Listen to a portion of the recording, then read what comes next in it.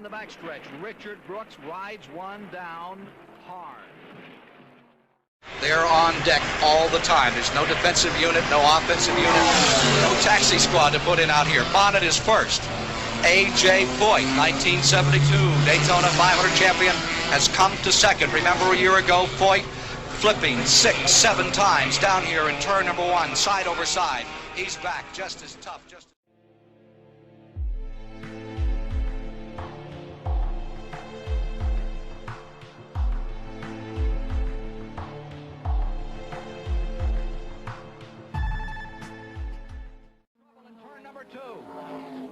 Connie Saylor, who started his Grand National campaign in 1978, in trouble. Let's look at it in replay. It looks like he was tagged at the start of that, David, and look at that car fly. Well, as they come off that turn 2 again, the car spun around, and when it started to go down the road backwards, for some reason the rear got off the floor. Once it was up, the air gets underneath these machines and just flips it right over onto its roof and slides down the straightaway there.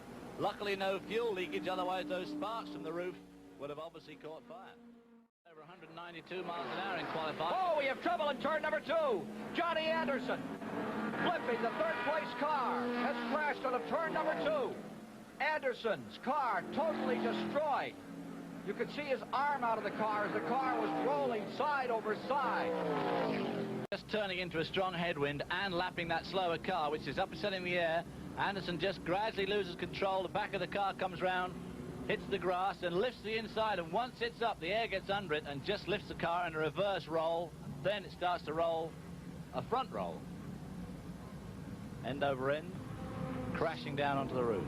Savage series of sidewinders ends the hopes of John Anderson to qualify for tomorrow's Daytona 500. 西村という順になっております。6周目に、おーっと危ない、松本激突。どうしたでしょうか。松本は大丈夫でしょうか。早く出てもらいたい。あ、出ましたね。出てきました。いやー、よかったですね。こういういただきましょう。ここでなんかロックしてますね。ああ、そうですね。ブローではないですね。右側ですね。はい。ここで完全に車体が浮き上がりました。頭から落ちてくるようです。580キロある車体がこんなに浮き上がるんです。そして頭から落ちてきます。このクラッシュでしかし松本がよく出てきましたね。いやー、よかったですよ。驚きましたね。この後松本が出てくるんです。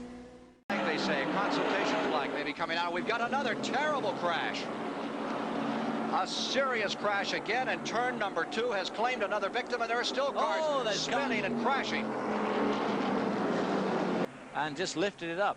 Now from another angle, here is another angle of what happened. You can see him sliding in and getting caught and flipping backwards, upside down, and then those hard, nasty, sidewinding rolls that bite you. The second lap, Cale Yarborough trying to go even faster. As soon as I went into turn 3, I felt it getting light.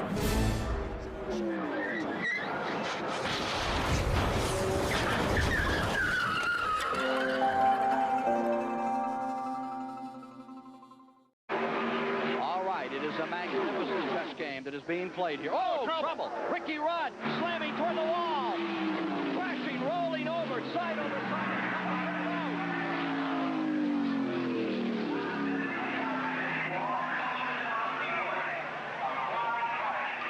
Ricky Rudd, Ford automobile, out of control. It broke my car loose, and when it did, it started sliding to the infield. About that time, it got airborne. The car went up, everything got really quiet. It went up pretty high in the air. I remember being way up in the air. After that, when it came down and hit, if you'd asked me what happened, I'd say, well, I came back down, hit the ground. It knocked the wind out of me because I remember hearing all the air leave my body, just like you do when you listen to the NFL game tapes when the guys hit each other and you hear the wind get knocked out of somebody. I heard that. Oh, bubble and in trouble is 07 Lajoie. Randy Lajoie slamming into the wall. Randy Lajoie out of Norwalk, Connecticut, destroying his automobile. Randy Lajoie, second generation driver. Out of control, off turn 4. So similar to the 15 Ricky Rudd, but he collects the wall which Rudd just missed.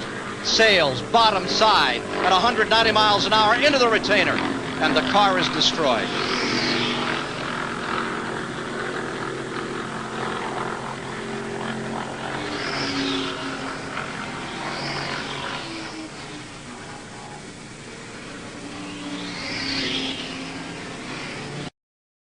Flag count. One more before this race is over. Oh, car trouble. Here, got it. Spinning, crashing.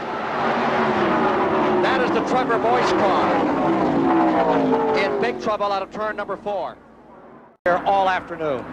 Okay, he gets hooked. It looks like that's Tommy Ellis' car right behind him, and they just touch enough, and it shoots his car down to the inside. The air gets underneath the car, flips it over backwards. It hits hard on the top, scoots up the end of pit road there on the top. It hits the grassed area, flips back over, all the way over and back on the wheels and up on the side, and lands back on the wheels once again like a big bucking horse. Some rodeo ride for Trevor Boyce of Champions has a long history at Daytona International Speedway. In IROC 9 back in 1985, it was road racer Tom Gloy, a victim of this challenging oval. His IROC car flipped in turn 1 and slid down the straightaway. The most spectacular crash of the day. As faster cars scrambled to get around Phil, Danny Ongais went side over side down the backstretch. From another angle, you can see Ongais' car flip several times before stopping near the entrance to turn 3.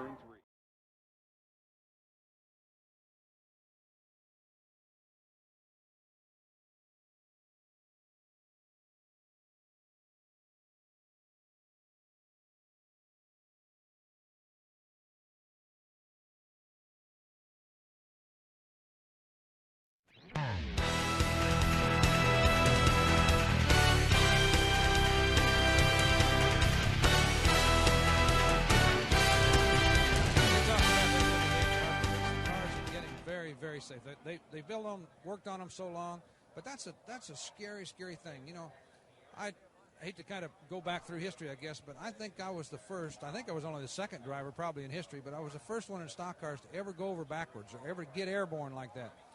Bobby, when the accident happened. Oh, we have a problem.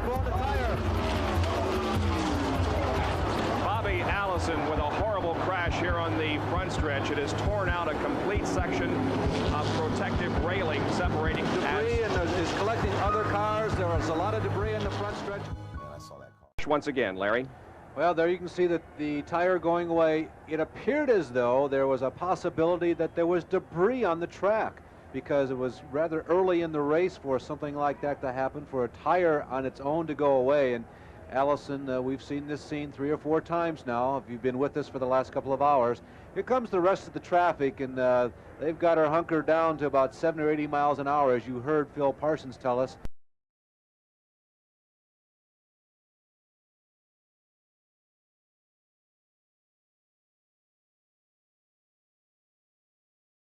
They move past slower race traffic on the low side of the track. Geoff Bodine out of control. Geoff Bodine, the Levi Garrett Chevrolet. Geoff Bodine with a wild ride. He's on, well, now the car rates itself very quickly, but Geoff Bodine, the car.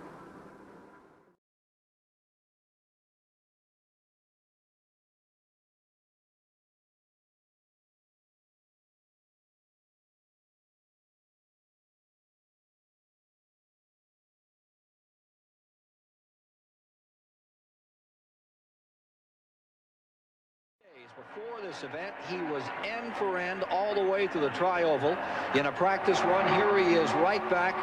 Talk about an Iron Man. Earnhardt is showing no effects from that crash he had Wednesday morning in his sportsman car where he got upside down at the start-finish line. He's out there in front. Tore down almost 100 feet of fence right here coming out of the tri-oval, did Earnhardt. Allison Jr. trying to give Earnhardt a little bit of a boost as 3 of them get together on the backside and 1 upside down. Schrader with a tremendous flip, ricochets off the bank. 2 other cars on the backside, all of them into the bank. Caution comes out once again. The fact that it was wet. All right, taking a look at the situation again. That's Earnhardt down on the inside. And it just seems like at the front of that run, it was Schrader that lost it. And boy, once the wind got under the car, he almost rolled over the top and may in fact have literally rolled over the top of Earnhardt. Terrifying crash. Surprising accident. Bobby, what do you think? And Jimmy Spencer goes right to the back bumper of Darrell Waltrip as they drop down the backstretch. Tremendous side-by-side racing and a crash. Mark Martin's car lifts off the ground but does not go over. But this crash is going to involve several cars. You see Hut Strickland in the mud. They're in the mud outside, and they're running. It was bound to happen. Lake's speed is damaged badly, so is Rusty Wallace. Gear down the main straight towards that first right-hander. Top speed here. Whoops! And something blew at the left front there, and that's put WADA into the most appalling series of rolls. My good heavens above. And the car's on fire. WADA is still in it. This does not look at all good for Takaya Wada, although he's out of it. And watch carefully here, the left front of the car. You'll see, I think, yes, a puff of smoke. It looks like the left front blew. The air got underneath the car.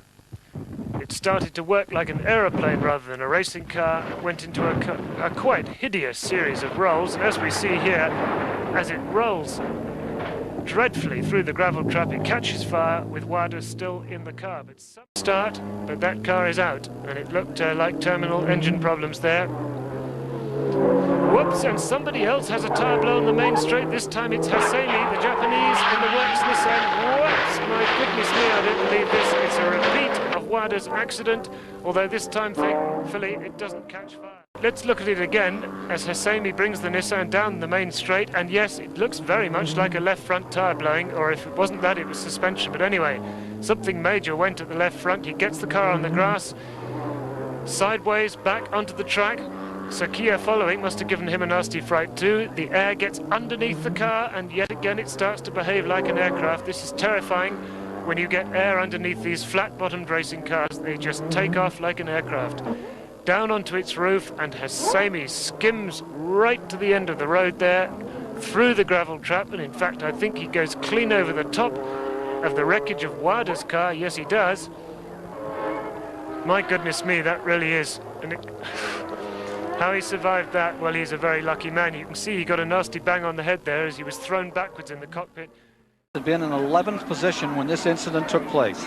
Okay, there's Buddy Baker down on the inside of him, and Buddy touches him. Buddy Baker does indeed touch Rick Mast, gets him sideways. There's Mark Martin right behind him. And you see when he comes down off of that banking, the air gets under it. That left a big space there that the air could get under it, flip him up on the roof. There's Joe Ruttman coming up on him. He slides up to the high side of the racetrack on his roof, touches the outside wall, slams into there, and Rick, he said, "Where am I?" He's got to wonder where in the world he is. And then he just slides all the way down the track for several hundred yards. And the safety crew is there with him now as we see his car continue to slide down off of the racetrack. Fortunately, everybody else got by, did not hit him. This incident taking place at lap 165, 23 laps to go. Rick Mast, a contender to win it all, comes up in a serious incident as he and Buddy Baker tangled on the 18-degree tri-oval here at Talladega. Jimmy Spencer, some of our spotters a moment ago had heard something that's, there's trouble. Look out. Jimmy Spencer is the car in trouble. Car lifting. Oh, but it did not go over. Unbelievable. Whoa, unbelievable. The car had to go over. And look, just put it in gear and go on, Jimmy.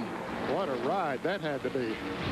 Gee whiz, I could not believe that car got as far over as it did. See, settled back down. He put it in gear. He's going on. He may not lose a lap. No, if he gets him back out on the pavement, he's going to be okay. He'll stay in the lead lap. You remember Davey Allison rolled over early in the Daytona 500 a couple of years ago and didn't lose a lap. And boy, Jimmy Spencer, that was unbelievable. Watch this. Here's Spencer and Dallenbach. And Wally, let's see what happens here. Looks like Spencer Some slight. Yeah. Oh, I see. Don back got bumped by Kyle Petty. Just barely got bumped by Kyle Petty. Look at it. Get up on the left nose of the car. It comes back down, wants to flip over, but it don't. It stays down. One thing that helped it from not flipping over, he got to going in the forward position again, and the air helped to keep it on the ground. That's right. If he had came down on sideways, the car would have started rolling. But since he came down in forward position, Jimmy puts it in gear and drives off. Okay, do we make pit stops, guys? Rusty there right now. How long can he do that? Rusty gets out of the way now of Cotton Petty. There he is. Oh, and he's upside down. Into the guardrail. Side over side. End over end. And Davey Allison has experienced a horrifying crash. Oh. Let's take a look at it again. It happened outside of turn 2. See some contact between Darrell Waltrip and Davey Allison, and the car just flew through the air. Well, it got on the air, in the air very quickly. It goes over the top of the guardrail. Yep. Flipped right over the top of the guardrail. This 1 hour delay. Watch the top of your screen as they're coming at 190 into the tri-oval. That's Neil Bonnet upside down over Musgrave into the barrier. Destroys the car, and Neil Bonnet walked away. Musgrave's car, and Neil Bonnet has swapped the race seat for a seat up here again. Boy, am I glad to see.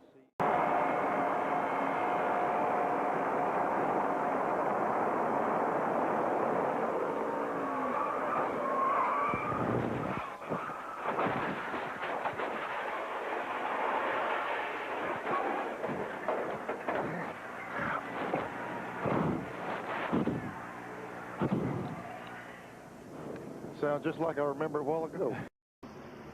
Jimmy Spencer is second. They come through the tri-oval. Checkered is waving. Ernie Ehrman wins, and Rusty spins and gets airborne. And flips wildly right at the start-finish line. Very reminiscent of his accident at Daytona. Oh, man. There he is. Earnhardt right up on the back bumper of Rusty, and he does touch him. That's and why around he goes. And that's one reason that Dale Earnhardt went down there. That's why he was so concerned, because he touched Rusty Wallace to start this situation, it looks like. And the car overturns about 6 or 7 times, pirouetting on its nose, end over end, side over side, comes to a rest on its wheels between the start-finish line and turn 1. Earnhardt's going to win this thing. They got to go now. Oh, here went Ernie. Yep. Tracy Leslie got into him. It's set down, but it's going to take a lick on that inside wall. Irvin to the fence. Mark Martin has picked up where he left off before. One car spinning, the car number 41. Johnny Benson. As the car takes a roll as it slid backwards, apparently the air just picked the back end of it up and around and rolling over. Scary crash here in the early laps, looking across the racetrack. You see the rear of the car starting to get off the ground. You get a sense of actually how high this car will lift here as it came off the ground and begins to tumble. Higher than some of the scaffolds there where our cameras are located. Well, Jerry, the speeds have increased so much here at the Michigan. Geoff Purvis at the front, 5-car draft. They're trying to break away. Everybody else is trying to find a place in line, and big trouble in the air. Goes Mark Martin on his roof. No, that is not. It is Ward Burton, excuse me. Jim Bound is in the wall. Phil Parsons has spun. Tommy Houston spins. And it's a tremendous slide down the front straightaway. Mike, they're still wrecking down there in turn 1. Rodney Combs and 3 other cars have crashed at turn 1 to end this one. Another look. You'll see the initial contact here. The one with Cat on it just gets tapped right there. Now, the important point, if we can stop right there, when he goes to the flat, see the roof flaps are up and they're trying to do their job. But he's gone to that sharp angle between the racetrack and the apron, and that's what allows air to get under the car. Right, it's that transition of the racetrack. Oof. Well, I know that looks terrible, but that was a good break that the car didn't start flipping over and over. All right, we'll take the damage report. Oh, Andy Belmont over on top of Bowser's car, and Belmont flips through the air off of the second corner. Now it's a race back to the line, and who's going to win this? Look at the height that this car achieves.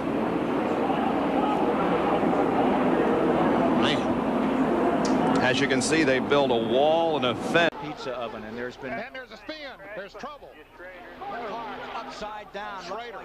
Schrader's number 25, side over side, end over end. Another car in trouble and also getting airborne. Terry Labonte is involved. His car spinning around on the grass. There is Elton Sawyer spinning around. Rusty Wallace there. There's Lake Speed. There's Rick Mass. Bobby Labonte is up against the wall. Here you see Gordon in the 24. Okay, he comes up and clips Ken Schrader, his teammate, and sends him around. Schrader's car going backwards. The roof flaps are up, and then he gets hit by Ricky Craven, and then that flips the car over. He just drove in under him. And the car will roll. And then other cars coming back with all the smoke and people slowing down. They start hitting each other, and lots of cars getting involved as we see Schrader's car continue to roll and tumble on the grass. An hour. Those that have led a Oh, Foster! Oh, the car's sailing through the air, not flipping over, coming back on its wheels, and he's not going to hit a thing, but boy, what a ride for Jimmy. The left rear tire exploded on Foster's car. Just exactly what Bill Weber talked about at the top of the show. Man, oh man, and Foster is waving to everybody saying, I'm okay, but man, what a ride. Speed going pitter-patter. Yeah, right. Here it is from another angle. Look at the air that this thing catches, but comes right back down. And thank God it did that. Because his grandfather would have been hot if he'd have torn up that grass any worse than he did. And it's amazing. It just barely comes back up into the racetrack and then slides right back down to the apron. A very scary moment for Bill Elliott. The car got way off of the ground, got airborne. It came down on all fours, and Elliott has stopped the car off of corner number 2 in the backstretch on the inside of the racetrack, and he is waving to everybody. The safety crew has arrived, but look at what happened to Bill Elliott. Well, you can see he's already off on the grass, Bob. The car gets up in the air, comes down, bounces around, the deck lid flies off of it. There, finally, the roof flap comes up as he turns backwards. Good bit of damage done to the McDonald's Ford, but he perhaps will be able to get it back out there. But that was, you're right, that was a scary moment. He can help somebody, and he can hurt somebody. Yeah. Oh, here we go. Yeah, Todd Bodine. Ooh, bad one. Bad.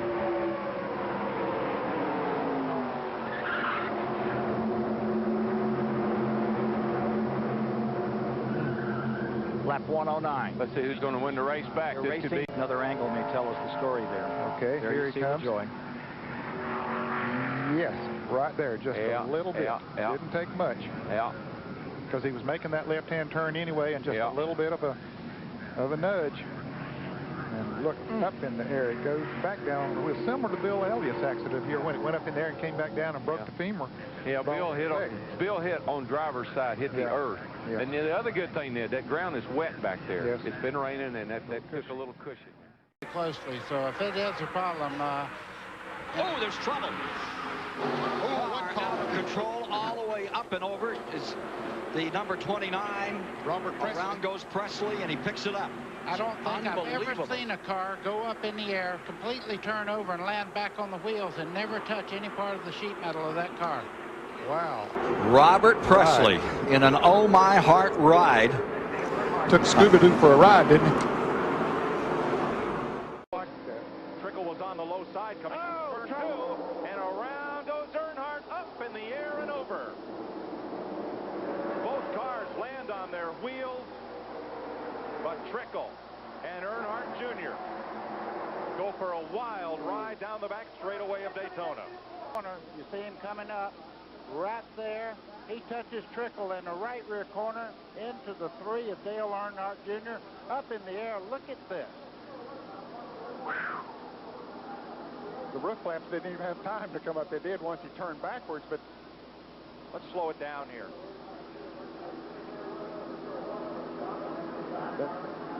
Yeah, the roof flaps did come up too. They went back down.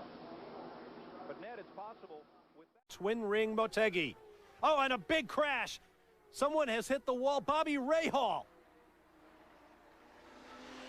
A massive crash that has sheared the right side off the car. Loses it a little bit, saw a puff of smoke out of the right-hand side of the car, and he just loses. It just goes up a little bit high, and at that speed, there's nothing you can do.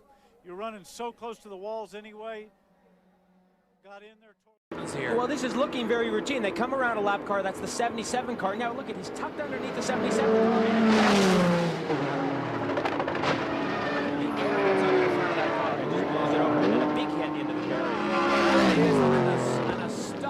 Crash, but wait till you see this in slow-mo replay. Now what we'll do here for you is do a freeze frame also. Jeremy. Okay, look at how tight he is tucked in. Now keep in mind, they're cresting the hill. He's pulling probably fourth gear, right at the strongest part of fourth or fifth gear here, and you can see now a little bit of air under the front of the car, and now once it gets to this point, it is gone. There's absolutely nothing he can do. That car is going to blow over, and there's nothing he can do about it. Takes off like an aeroplane. Dalmas is in the car. Look, he tucks his head forward. He knows he's in for a ride here, but just have a look at the height here, and we'll freeze it again when the car is upside down. Look at this astonishing pictures here. He's 25 feet in the air, completely upside down. And luckily, the car goes straight. It doesn't really veer off the racetrack too much, and it lands on its tail. So the nose of the car is in pretty good shape. The car lands here, boom, on its tail. Obviously, a bunch of oil here comes out of the car, quick oil fire, and then the car lands and will hit the barrier. Of course, the nose flies off. But just an unbelievable accident. We're going to look at it again in real time, and we'll listen to it because it's just phenomenal. Just listen.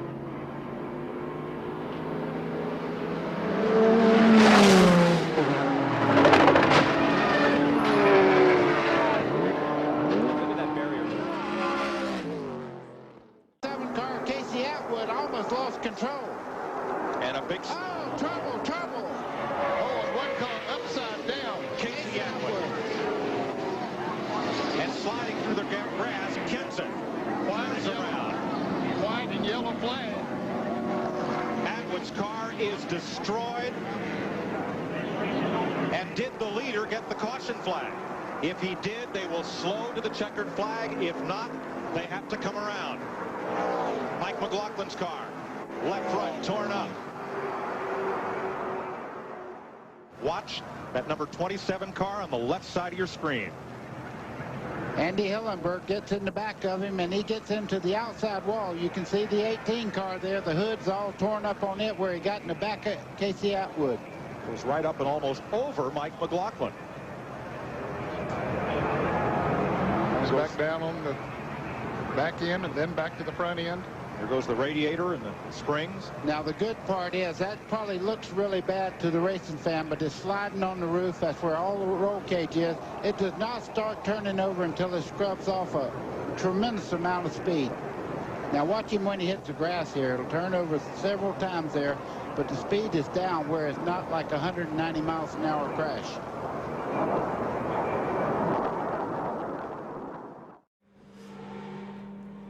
The Toyota lights ablaze. Make sure the slower cars see them. Here we go. Oh my God, the Mercedes has taken off. That's Peter Dumbreck at the wheel of the number 5 Mercedes. The car flew right up into the air, over the barriers, over the wire, and into the trees. Let's look at this again. This is an awful accident, an awful accident. He moves out of the slipstream of the Toyota, and the car just takes off. That looks horrifically like a replay of what happened to Mark Webber.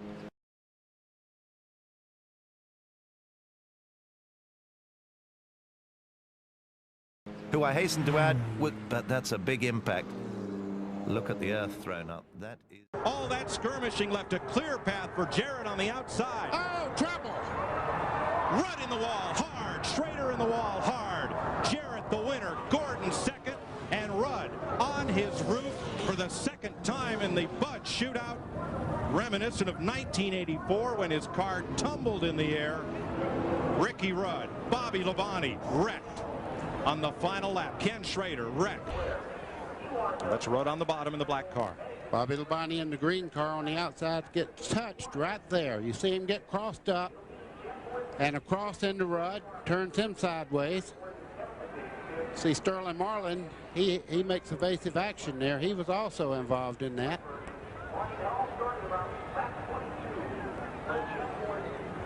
And all three drivers are now just passengers.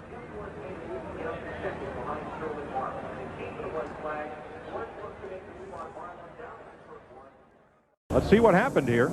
Coming through the tri-oval. Jeff Green gets a little assistance there from behind, and you can see the car just lifting off the ground right there. It rolls several times here, but you notice the part that he's in does not really hit the racetrack. It rolled on the nose and then settled down on the racetrack. The flaps did their job. They have flaps in the roof of these cars to keep them from flying. Let's ride with Jeff Green.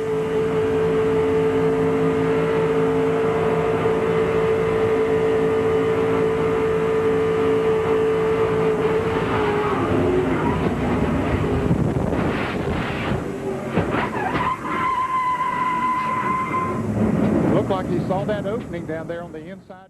Driver, but take a look at this moment. That is Michael Waltrip, out of control, tri-oval, into a series of sidewinders. 9 shattering snap rolls. Less than an hour later, he was out of the infield care center into his Winston Cup car. In turn 1, yesterday afternoon, half hour left in the final practice. You're riding with Elliott Sadler. There's the tire blowing. There's the first time over, second, third. How many times did you go over, Elliott? I think we ended up 12 times before it was all said and done. It's definitely the scariest time of my life, but I tell you what. Guarantee you that, friends or not, Brabham is not going to let that car go by easily. Oh. Yeah, we just had, I saw something fly. I saw it and I didn't say it. You know what? I think we had a blowover. I'm sure we did. I saw it and I didn't react to it. I saw it was at the exact same place as last year. Wow. That car was behind these two, and I saw what I thought was a piece of bodywork. In fact, it was the entire BMW. Bill Elliott just holding his arm there. Escaped a huge crash. And now we'll sit down.